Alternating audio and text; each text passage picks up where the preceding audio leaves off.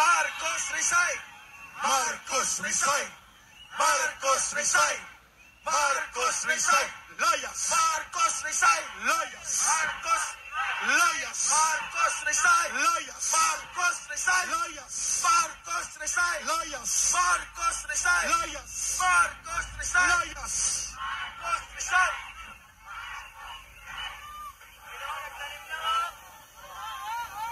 Kalma, kalma. Kalma, baby.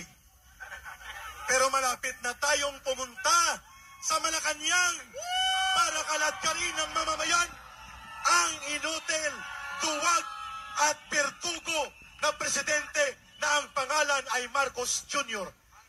Nalalapit na ang paghatol ng mamamayang Pilipino sa bulok na gobyerno ni Marcos. Siyak, magaganap yun, kagaya ng nangyari sa kanyang tatay.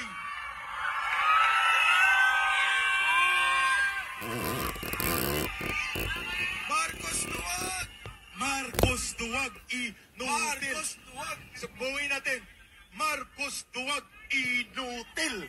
Marcos duwag inutil. Marcos duwag inutil. Marcos duwag inutil. Marcos duwag inutil. Marcos duwag inutil. Ayaw na niya magsalita. Pero dahil ako ay kailangan pa mag-conserve ng aking hangin, alam ko nandirito sa paligid ang isa o ilan sa mga naninindigan sa sambayan ng Pilipino. Gusto niyo bang marinig si Banat Boy? Gusto niyo bang marinig si Atty. Clenchong? Gusto niyo bang marinig si Nabistok? Gusto niyo bang marinig si RJ? Gusto niyo bang marinig ang boses ng kabataan? Ang boses ng tagapagtaguyod ng mabuting pamamahala?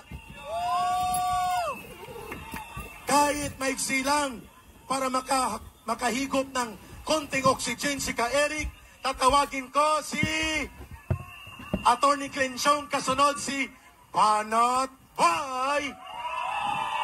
Sige na, Atty. Glenn, tinatawag ng mamamayang Pilipino. Banat Boy, sunod. Wala na po ito. Ito ay gabi ng walang hindian. Ito ay gabi ng pagtindig ng buong sambayan ng Pilipino. Atty. Glenn, ikaw muna. Si Banat Bay sunod. Sige, Banat Bay muna.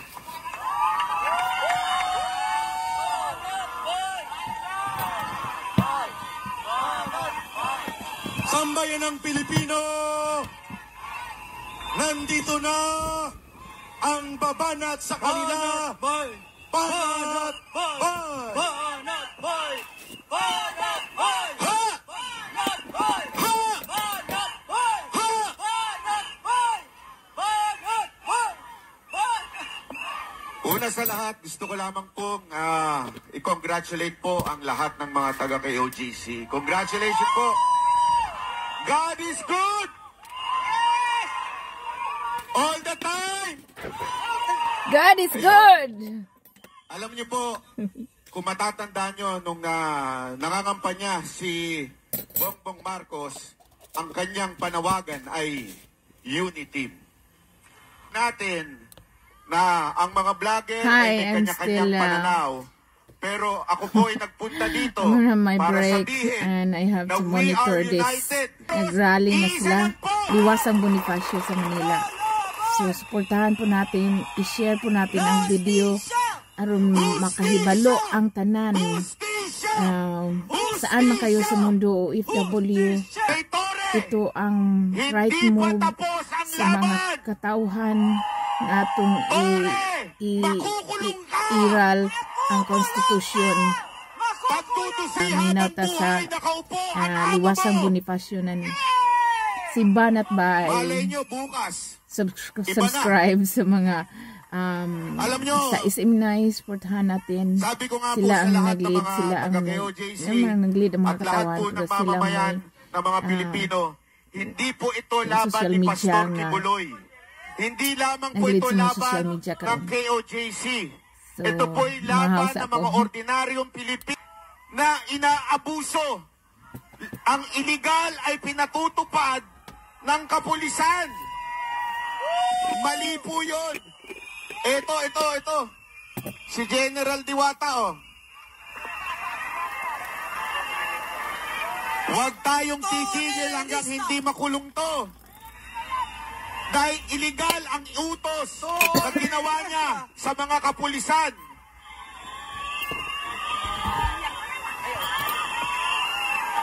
Pero mga Grabe, kababayan, meron maunay lang akong isang sinugdanan hiling sa mga inyo. pagsulod nila May sa isang Kuya hiling Jesus. lamang po ako. Gawin natin ito ng mapayapa at legal na paraan. Ang mga pulis na yan, yung mga nasa baba, kakampi natin yan. Nagkakataon lang na sumusunod sila sa utos nitong demonyon to. Kaya wag ho tayong magagalit sa buong kapulisan. Dahil marami pa po dyan ang matitino. Sinabi ko nga po sa inyo nung una, marami po dyan ang nag-message po sa amin at sinasabi nilang mali na yung utos na tinuturo sa kanila. Alam nyo, kaya nga dapat po tayo, more than anything else, ay yung pagmamahal natin sa kapwa natin. Napaka-importante po nun. Tayo po'y lalaban, pero meron tayong pagmamahal. Naniniwala po ba kayo doon? Mga taga KOJC. Tandaan po natin, ano sabi ng Panginoon? Vengeance is mine, says the Lord. Amen. Kaya dapat, kakapit lamang po tayo sa Panginoon. At ako naman po ay nananawagan sa lahat ng mga Pilipino na nanonood. Hindi po ito laban lamang ng KOJC o kaya ni Pastor Kibuloy. Laban po natin ito. Pag-aabuso ito sa bawat Pilipino. Nagkataon lang, ang pinagtitripan ngayon ay KOJC. Darating ang panahon, kayo na ang pagtitripan. Huwag niyong kakalimutan yung tinanggal na bilyon-bilyong pondo ng PhilHealth para dapat sana sa mamamayang Pilipino. Huwag niyong kakalimutan yun. Kayo ang inaapi doon. Hindi lamang po kami mga taga-KOJC. Marami po ang ginagawang pagnanakaw ng gobyerno na ito. Simula diyan sa Kamara. Naikwento ko na po sa inyo ito eh. Sinubukan akong bilhin. Nung hindi ako mabili, dinimanda ko. Kaya kami ni Ka Eric dito, kasama po namin si Atty. Glenn Chong at iba po vlogger. Si Jeggy Barra po pala ng Bandeteros. Dito ka naman. Magpakita ka naman. Ayan, yan. Ito po yung kababatang kapatid ni Boss Dada. So ayan po, sumasama kami dito para magkaisa ang bawat Pilipino. At pwede po ba? Tuloy-tuloy na to. Huwag po tayong papayag na titigil dahil lang tumigil doon. Hanggang ngayon ayaw umalis ng pulis. Hanggang ayaw umalis ng pulis doon, hindi tayo aalis dito. Maraming salamat po para sa bayan. Maraming salamat kay Brother Banatbay. Nandyan din po ang maliban sa Banateros Group. Nandyan din po ang mga Bisdak Group, sina BMR, sina Pambansang Loyal at iba pa. Thank you for crossing the border into the realm of the people. Nagsama-sama na po tayo. Walang kulay ng reliyon. Pwede na po kayong umupo hanggang ating gabi ang ating pahinga. At babalik tayo alauna ng madaling araw, rally again. Mamaya na mga pito. Beyond religion, lagpas sa reliyon at diferensya sa mga paniniwala at pananampalataya, lahat tayo ay Pilipino na nagkakaroon ng karanasan na napakasama sa ilalim ng napakasama na gobyerno ni Marcos Jr. Ano man ang ating pananampalataya at paniniwala tungkol sa Diyos o sino mang makapangyarihan sa ating universe, sa ating sangkatauhan, ano man ang politika na pinagdaanan natin, ano man ang personal na pagkakaiba ng iba't ibang vloggers, ano man ang pagkakaiba ng mga sektor noong eleksyon 2022, ngayon ay panahon hindi para magtanong. Ito ay panahon para humakbang at gumawa ng desisyon. Tama hindi? Kay sarap mabuhay sa sariling bayan. Kung walang alipin at may kalayaan, ang bayang sinisiil bukas ay babangon din. Ang silangay pupula sa timyas ng paglaya. Tama?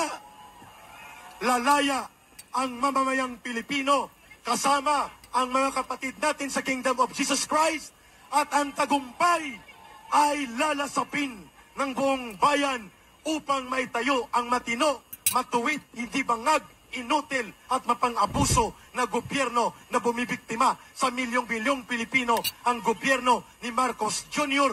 na sinusuka at initinakwil at ngayon ay pinapanawagan ng palayasin ng sambayan ng Pilipino. Pakinggan po natin ang pakikipagkaisa mula sa hanay ng mga abogado. Hindi lang pa siya abogado sa eleksyon na integrity campaign and advocacy. Abogado po siya para ipagtanggol una sa lahat ang karapatan at kalayaan ng bawat Pilipino, KOGC man o hindi, sapagkat yun ang dapat gawin ng gobyerno. Huwag kahasain ang kanyang mamamayan. The rape in Davao was ordered by Marcos. Ang panggagahasa sa kalayaan at karapatan ng mamamayan at kapwa Pilipino natin, nagkataon lang na nauna ang panggagahasa ni Marcos at ng kanyang mga berdugo ng mga pulis sa Davao laban sa Kingdom of Jesus Christ. Yes, mga kababayan, I'm referring sa dakilang at magiting na abogado na nagtataya ng kanyang buhay para manatili ang integridad sa ating gobyerno at ang sambayanan ay umahon sa pagkakalugmok sa hindi maayos na pamahalaan. Attorney Glenn Chong.